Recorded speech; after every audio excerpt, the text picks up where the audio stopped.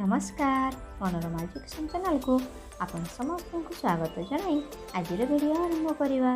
आज मैं नवम श्रेणी सप्तम अध्याय थिबा विश्व महामारी परिचालना विषयटीर सेकेंड पीरियड आरंभ करने पूर्व वीडियो रे 7 नंबर पर्यंत आलोचना करा जायथिला। वर्तमान 8 नंबर ठारू आलोचना करवा। पार्ट 1 वीडियोटी जे देखि नथिबे मु डिस्क्रिप्शन लिंक दे देबी, निश्चय देखि नेबे। वर्तमान दारे 8 नंबर देख प्रश्न कोन अछि। आम शरीर सक्रिय रोग प्रतिरोधी शक्ति विषय लेखक होइछि। ताने कोन लिखबा ना आम शरीर सक्रिय रोग प्रतिरोध शक्ति दुईटी उपाय रे सृष्टि होता है, प्राकृतिक उपाय और कृत्रिम उपाय।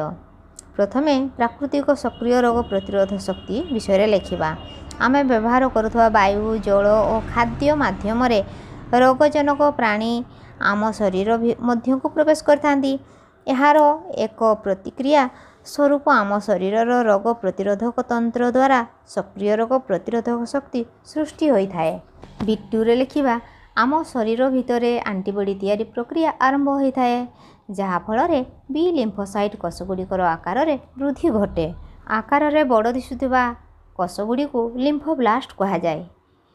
एही प्रक्रिया रे लिम्फोब्लास्ट रु बहु संख्या रे प्लाज्मा कोष सृष्टि हुए। परे प्लाज्मा कोषरु एंटीबॉडी तैयारी होता है। बीरे कौन लिखबा ना कृत्रिम सक्रिय रोग प्रतिरोधक शक्ति। कृत्रिम सक्रिय रोग प्रतिरोधी शक्ति मुख्यतः टीका माध्यम रे प्ररोचित वा उत्तेजित होता है।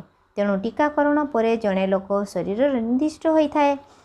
एग्जाम्पल बसंत फ्लू पोलियो टीका नेबा परे लोक माने आउ से सब रोग रे आक्रांत हुंती नाही। ताने एई सब टीका न नेले यही सब रोग होता है। वर्तमान 9 नंबर कौन अच्छी ना प्राकृतिक निष्क्रिय रोग प्रतिरोधी शक्ति और कृत्रिम निष्क्रिय रोग प्रतिरोधी शक्ति विषय आलोचना कर। प्रथम लिखा प्राकृतिक निष्क्रिय रोग प्रतिरोधी शक्ति।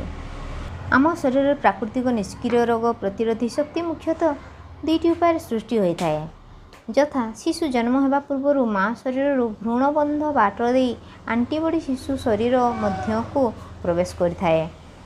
शिशु जन्म पर माँ क्षीर माध्यम एंटीबॉडी शिशु शरीर को प्रवेश कर शिशु को विभिन्न प्रकार संक्रमण सुरक्षा देता है। बीरे कौन लिखा ना कृत्रिम निष्क्रिय रोग प्रतिरोधी शक्ति। मूषा ठेकुआ पातिमांकड़ इत्यादि प्रयोगात्मक प्राणी शरीर में निर्दिष्ट रोग संक्रमण अथवा एंटीजेन विरुद्ध रे एंटीबॉडी सृष्टि करा जाए। एंटीबॉडी रही एही प्रस्तुति को एंटीसेरा कहा जाए। एही एंटीसेरा को टीका वा इंजेक्शन भावे प्रयोग करा जाय थाए। तेणु एंटीसेरा इंजेक्शन वा टीका प्रयोग करी मनुष्य शरीर रे कृत्रिम उपाय रे रोग प्रतिरोधी शक्ति सृष्टि करा जाए। एग्जाम्पल कुकुर कामुड़ा टीका, विषधर साप कामुड़ा इंजेक्शन हेउछि सेहीपरि केतेक एंटीसेरा। वर्तमान 10 नंबर कौन अच्छी ना गोष्ठी रोग प्रतिरोधी शक्ति कौन। गोष्ठी रोग प्रतिरोधी शक्तिर उपकार उल्लेख कर। ताने गोष्ठी रोग प्रतिरोधी शक्ति गोटी अंचल में बास करुवा जनसंख्या मध्य टीकाकरण माध्यम सृष्टि होउथिबा रोग प्रतिरोधी शक्ति को गोष्ठी रोग प्रतिरोधक शक्ति कहा जाए। तापर पी रे लिखिबा गोष्ठी रोग प्रतिरोधी शक्तिर उपकार। जनसंख्या मध्य गोष्ठीगत रोग प्रतिरोधी शक्ति विकसित होगा फल सही अंचल में गोटे संक्रमित व्यक्ति ठारू सही निर्दिष्ट रोग अन्य जड़े सुस्थ व्यक्ति शरीर को व्यापे नहीं। गोटे गोष्ठी में बास करुवा समस्त लोक टीकाकरण पाई उपयुक्त न थांती, जेपरि नवजात शिशु, गर्भवती महिला, अंग प्रतिरोपण करिथिबा व्यक्ति, रासायनिक चिकित्सा नेउथिबा कैंसर रोगी को सर्वसाधारण टीकाकरण प्रक्रिया रे शामिल करा जाई न थाए। ताले जहार कैंसर होइथिबो किंबा गर्भवती महिला अंग प्रतिरोपण करथिबा जो व्यक्ति एई मानकर कौन ना से सेठा टीकाकरण प्रक्रिया शामिल करा जाई न थाए। किंतु गोष्ठीर अन्य मानक ठारे रोग प्रतिरोधक शक्ति विकसित होइथिबारु टीका न नैथिबा एही वर्गर व्यक्ति शरीर को रोग व्यापी न थाए। वर्तमान 11 नंबर कौन अच्छी महामारी समय रोग प्रतिकार व्यवस्था वर्णना कर। यार उत्तर कौन लिखा ना महामारी समय विभिन्न उपाय रोग प्रतिकार व्यवस्था करा जाई पारिबो, यथा महामारी को नियंत्रण करने पाई सर्वेक्षण एक विज्ञात सम्मत पद्धति अटे। सर्वेक्षण तथ्यगुड़ी को विश्लेषण कर संक्रामक रोगर स्थिति विषय जना पड़ी थाए। ମହାମାରୀ ସମୟରେ ସଂକ୍ରମଣ ଶୃଙ୍ଖଳକୁ ଭାଙ୍ଗିବା ପାଇଁ ପୃଥକ ବାସ ପଦ୍ଧତି ସାହାଯ୍ୟ କରିଥାଏ। ଯେଉଁ ବ୍ୟକ୍ତିମାନେ ସଂକ୍ରମିତ ରୋଗୀଙ୍କ ସମ୍ପର୍କରେ ଆସିଥାନ୍ତି ସେମାନଙ୍କୁ ନିଜ ଘରେ ଅଥବା ଡାକ୍ତରଖାନାରେ ପୃଥକ ବାସରେ ରଖାଯିବା ଉଚିତ। ମହାମାରୀ ସମୟରେ ଗୋଷ୍ଠୀ ମଧ୍ୟରେ ସଞ୍ଚରଣ ଶୃଙ୍ଖଳକୁ ପ୍ରତିହତ କରିବା ପାଇଁ ସଂକ୍ରମିତଙ୍କ ସଙ୍ଗେ ଅନ୍ୱେଷଣ ହେଉଛି ଏକ ପରିଚାଳନା ବ୍ୟବସ୍ଥା। ଏହାଦ୍ୱାରା ରୋଗ ପ୍ରସାରଣ ହାର ଧୀରେ ଧୀରେ ହ୍ରାସ ପାଇଥାଏ। ସଂକ୍ରାମକ ରୋଗଗୁଡ଼ିକ ବିଭିନ୍ନ ପ୍ରକାରର ହୋଇଥାଏ। ସବୁ ପ୍ରକାର ସଂକ୍ରାମକ ରୋଗ ପାଇଁ ଗୋଟିଏ ପ୍ରକାର ଚିକିତ୍ସା ପ୍ରୟୋଗ କରାଯାଇପାରିବ ନାହିଁ। ଧରାଯାଉ ଯାହାକୁ ଯେମିତି ବିଭିନ୍ନ ପ୍ରକାର ରୋଗ ହୋଇଥାଏ, କ'ଣ ଗୋଟେ ପ୍ରକାର ମେଡ଼ିସିନ କି କିଛି ଇଞ୍ଜେକ୍ସନ୍ ଦିଆଯାଏ ନା, ଯାହାକୁ ଯେ ରୋଗ ପାଇଁ ସେ ମେଡ଼ିସିନ ଦିଆଯାଏ, ଠିକ୍ ସେଇ କଥା। ତେଣୁ ରୋଗୀର ମଳ ମୂତ୍ର କଫ ପରୀକ୍ଷଣ ସହ ବିଭିନ୍ନ ବୈଜ୍ଞାନିକ କୌଶଳ ପ୍ରୟୋଗ କରି ରୋଗୀର ଶରୀରର କ୍ରିୟା ସମ୍ବନ୍ଧରେ ଅବଗତ ହେବା ପରେ ବିଶେଷଜ୍ଞ ଡାକ୍ତରଙ୍କ ପରାମର୍ଶ ଅନୁଯାୟୀ ରୋଗୀ ଚିକିତ୍ସା ବ୍ୟବସ୍ଥା କରାଯିବା ଆବଶ୍ୟକ। ତେଣୁ ସବୁ ପ୍ରକାର ଟେଷ୍ଟ କରିସାରିଲା ପରେ ଦେଇକି ମେଡ଼ିସିନ ଦିଆଯାଏ। 12 ନମ୍ବର ଦେହ କ'ଣ ଅଛି? ବିଶ୍ୱ ମହାମାରୀ ସମୟରେ ସର୍ବେକ୍ଷଣ ପଦ୍ଧତି ଏବଂ ଏହାର ଉପକାର ବିଷୟରେ ଉଲ୍ଲେଖ କରାଯାଇଛି। ତେଣୁ କ'ଣ ଲେଖା? ବିଶ୍ୱ ମହାମାରୀ ଓ ଅନ୍ୟ ସଂକ୍ରାମକ ରୋଗୀକୁ ନିୟନ୍ତ୍ରଣ କରିବା ପାଇଁ ସର୍ବେକ୍ଷଣ ଏକ ବିଜ୍ଞାନସମ୍ମତ ପଦ୍ଧତି। ଦେଶର ଜନସ୍ୱାସ୍ଥ୍ୟ ବିଭାଗ ତରଫରୁ ବିଭିନ୍ନ ପ୍ରକାର ବୈଜ୍ଞାନିକ କୌଶଳ ଅବଲମ୍ବନ କରାଯାଇ ନିର୍ଦ୍ଦିଷ୍ଟ ରୋଗ ବିଷୟରେ ସର୍ବେକ୍ଷଣ କରାଯାଇଥାଏ। ସରକାରଙ୍କର ଜନସ୍ୱାସ୍ଥ୍ୟ ବିଭାଗ ମୁଖ୍ୟତଃ ଦୁଇଟି ଉପାୟରେ ସର୍ବେକ୍ଷଣ କାର୍ଯ୍ୟ କରିଥାନ୍ତି: ସକ୍ରିୟ ସର୍ବେକ୍ଷଣ ପଦ୍ଧତି ଓ ନିଷ୍କ୍ରିୟ ସର୍ବେକ୍ଷଣ ପଦ୍ଧତି। ଏବେ କୃତ୍ରିମ ବୁଦ୍ଧିମତ୍ତା ପଦ୍ଧତି ବ୍ୟବହାର କରି ମଧ୍ୟ ସର୍ବେକ୍ଷଣ କରାଯାଉଛି। ସକ୍ରିୟ ସର୍ବେକ୍ଷଣ ପଦ୍ଧତିରେ ଜନସ୍ୱାସ୍ଥ୍ୟ ବିଭାଗର କର୍ମଚାରୀମାନେ ନିଜେ ସଂକ୍ରମଣ ପ୍ରଭାବିତ ଅଞ୍ଚଳକୁ ଯାଇ ଲୋକଙ୍କଠାରୁ ନମୁନା ସଂଗ୍ରହ କରିଥାନ୍ତି। ଯେପରିକି ଆମର କୋଭିଡ୍-19 ବିଶ୍ୱ ମହାମାରୀ ଗଲା, ସେହି ସମୟରେ କ'ଣ କଲେ? ଜନସ୍ୱାସ୍ଥ୍ୟ ବିଭାଗର କିଛି କର୍ମଚାରୀ କିମ୍ବା ଅଙ୍ଗନବାଡ଼ି କେନ୍ଦ୍ରର ସହାୟିକାମାନେ ଘରକୁ ଘର ବୁଲି ରେପିଡ୍ ଆଣ୍ଟିଜେନ୍ ଟେଷ୍ଟ କରାଇଲେ, ଆଉ ସନ୍ଦିଗ୍ଧ କ୍ଷେତ୍ରରେ RT-PCR ଟେଷ୍ଟ କରାଉଥିଲେ, ଯେମିତି ସେଇ କଥା କୁହାଯାଇଛି। ତାପରେ ଲେଖିବା କ'ଣ ନା, ନିଷ୍କ୍ରିୟ ସର୍ବେକ୍ଷଣ ପଦ୍ଧତି ପାଇଁ ଜନସ୍ୱାସ୍ଥ୍ୟ ବିଭାଗ ଜିଲ୍ଲାର ବିଭିନ୍ନ ଡାକ୍ତରଖାନା ଓ ନର୍ସିଂହୋମରୁ ସଂକ୍ରମଣ ରୋଗୀଙ୍କ ବିଷୟରେ ତଥ୍ୟ ସଂଗ୍ରହ କରିଥାନ୍ତି। ବର୍ତ୍ତମାନ ସର୍ବେକ୍ଷଣର ଉପକାର ଲେଖିବା। ଏହି ବିବରଣୀରୁ ମହାମାରୀର ତୀବ୍ରତା ସମ୍ପର୍କରେ ଜଣାପଡ଼ିଥାଏ। ରୋଗପୁଞ୍ଜ ବିଷୟରେ ଖବର ମିଳିଥାଏ, ଫଳରେ ସେହି ଅଞ୍ଚଳକୁ ପ୍ରତିବନ୍ଧିତ ଅଞ୍ଚଳ ଭାବରେ ଘୋଷଣା କରାଯାଇଥାଏ।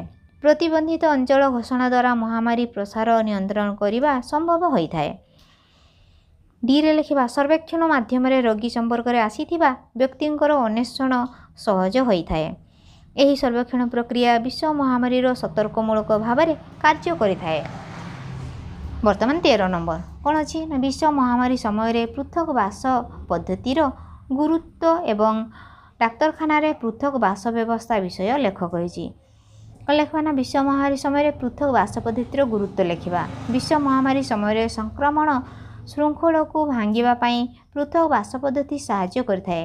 ଯେଉଁ ବ୍ୟକ୍ତିମାନେ ସଂକ୍ରମିତ ଅଥବା ଯେଉଁ ବ୍ୟକ୍ତିମାନେ ନିକଟ ଅତୀତରେ ସଂକ୍ରମିତ ରୋଗୀଙ୍କ ସମ୍ପର୍କରେ ଆସିଛନ୍ତି ଅଥବା ପ୍ରତିବନ୍ଧିତ ଅଞ୍ଚଳ ବା ଏହାର ଚାରିପଟରେ ରହିଥିବା ନିରପେକ୍ଷ ଅଞ୍ଚଳରେ ବାସ କରୁଥିବା ରୋଗୀଙ୍କର ପରିବାରର ଲୋକ ସେମାନଙ୍କ ଘରକୁ ଆସିବା ବନ୍ଧୁଙ୍କୁ ପୃଥକ ବାସରେ ଘରେ ଅଥବା ଡାକ୍ତରଖାନାରେ ରଖାଯିବା ଉଚିତ।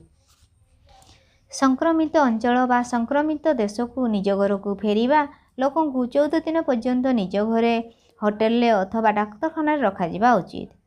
ବର୍ତ୍ତମାନ ଡାକ୍ତରଖାନାରେ ପୃଥକ ବାସ ବ୍ୟବସ୍ଥା କ'ଣ ଅଛି ନା, ସଂକ୍ରମିତ ରୋଗୀଙ୍କ ସହ ସିଧାସଳଖ ସମ୍ପର୍କରେ ଆସିଥିବା ବ୍ୟକ୍ତିମାନଙ୍କୁ ଅନ୍ୟ କେତେକ ସନ୍ଦିଗ୍ଧ ବ୍ୟକ୍ତିଙ୍କ ସହ ଗୋଟିଏ ୱାର୍ଡରେ ରଖାଯିବା ଅନୁଚିତ। ସତର୍କମୂଳକ ପଦକ୍ଷେପ ସଦୃଶ ପୃଥକାବାସରେ ଥିବା ସଂକ୍ରମିତମାନଙ୍କ ପାଇଁ ICU ଏବଂ ଭେଣ୍ଟିଲେଟର ସୁବିଧା ଥିବା ଡାକ୍ତରଖାନାରେ ଶଯ୍ୟା ସଂରକ୍ଷଣ କରି ରଖାଯିବା ଆବଶ୍ୟକ।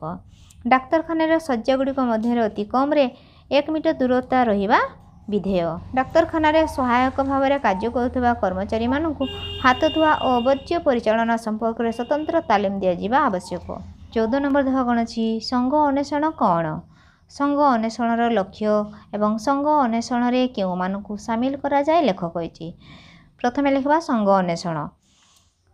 ମହାମାରୀ ସମୟରେ ଗୋଷ୍ଠୀ ମଧ୍ୟରେ ସଞ୍ଚରଣ ଶୃଙ୍ଖଳକୁ ପ୍ରତିହତ କରିବା ପାଇଁ ସଙ୍ଗ ଅନ୍ୱେଷଣ ହେଉଛି ଏକ ପରିଚାଳନା ବ୍ୟବସ୍ଥା। ଏହି ପ୍ରକ୍ରିୟାରେ ନୂତନ ସଂକ୍ରମିତ ରୋଗୀଙ୍କର ଅନୁସନ୍ଧାନ ମିଳିବା ସହ ରୋଗୀଙ୍କର ପୃଥକାବାସ ଏବଂ ରୋଗୀଙ୍କର ଚିକିତ୍ସା ମଧ୍ୟ କରାଯାଇଥାଏ। ବର୍ତ୍ତମାନ ସଙ୍ଗ ଅନ୍ୱେଷଣର ଲକ୍ଷ୍ୟ କ'ଣ? ସଙ୍ଗ ଅନ୍ୱେଷଣର ମୂଳ ଲକ୍ଷ୍ୟ ହେଉଛି ଅଜଣା ଅଞ୍ଚଳ ସଂକ୍ରମିତ ରୋଗୀଙ୍କୁ ଚିହ୍ନଟ କରି ସଂକ୍ରମଣ ହାର ହ୍ରାସ କରିବା। ଲକ୍ଷଣ ବିହୀନ ଉତ୍ପ୍ରେରକ ବାହକ ଦ୍ୱାରା ହେଉଥିବା ରୋଗର ପ୍ରତ୍ୟେକ ସନ୍ଦିଗ୍ଧ ବ୍ୟକ୍ତିଙ୍କୁ ନିରୂପଣ କରିବା ପାଇଁ ଏହି ପଦ୍ଧତିରେ ଅନୁଧ୍ୟାନ କରାଯାଏ। କୌଣସି ଏକ ସଂକ୍ରମଣ ଲକ୍ଷଣ ଥିବା ବ୍ୟକ୍ତି ସଂସ୍ପର୍ଶରେ ଆସିଥିବା ବ୍ୟକ୍ତିଙ୍କୁ ଖୋଜି ବାହାର କରିବା ଯେ ସେମାନେ ଜଣେ ବ୍ୟକ୍ତି କାହା କାହା ସହିତ ସେ ମିଶିଥିଲା। ଗୋଷ୍ଠୀ ମଧ୍ୟରୁ ଲକ୍ଷଣ ବିହୀନ କିନ୍ତୁ ରୋଗ ବୀଜାଣୁ ବାହକ ବ୍ୟକ୍ତିମାନଙ୍କୁ ଠାବ କରିବା। ସିରେ ଲେଖିବା ସଙ୍ଗ ଅନ୍ୱେଷଣରେ କେଉଁମାନଙ୍କୁ ସାମିଲ କରାଯାଏ? ରୋଗୀର ନିଜ ଘର ଲୋକ, ରୋଗୀ ଘରକୁ ଆସିଥିବା ବନ୍ଧୁବାନ୍ଧବ, ଘରେ ଦୈନନ୍ଦିନ କାମ କରୁଥିବା ବ୍ୟକ୍ତି, ରୋଗୀ ସମ୍ପର୍କରେ ଆସିଥିବା ଡାକ୍ତରଖାନା ବା ନର୍ସିଂହୋମର କର୍ମଚାରୀ ଇତ୍ୟାଦି। B2ରେ ଲେଖିବା ଚାକିରି ସ୍ଥାନରେ ସହକର୍ମୀ, ହୋଟେଲ ଇତ୍ୟାଦି। ଗୋଷ୍ଠୀକୁ ଆସିଥିବା କ୍ଷୀର ନେଲାବାଲା, ପରିବା ବିକାଳି, ଆପାର୍ଟମେଣ୍ଟର ସୁରକ୍ଷା କର୍ମୀ, ପଡ଼ୋଶୀ, ସାଙ୍ଗସାଥୀ ଇତ୍ୟାଦି। ଟ୍ରେନ୍, ବସ୍, ଉଡ଼ାଜାହାଜରେ ଯାତାୟାତ ସମୟରେ ସମ୍ପର୍କରେ ଆସୁଥିବା ଯାତ୍ରୀ, ବିବାହ, ବ୍ରତ, ଶୁଦ୍ଧିକ୍ରିୟା, ଧାର୍ମିକ ଅନୁଷ୍ଠାନରେ ଏକତ୍ରିତ ହେଉଥିବା ବ୍ୟକ୍ତିମାନେ। ତ ଆଜି ପାଇଁ ଏତିକି, ନହେଲେ ଭିଡ଼ିଓଟି ବହୁତ ଲଙ୍ଗ ହେଇଯିବ। ନେକ୍ସଟ ଭିଡ଼ିଓରେ 15 ନମ୍ବର ଠାରୁ ଆରମ୍ଭ କରିବା। ଧନ୍ୟବାଦ।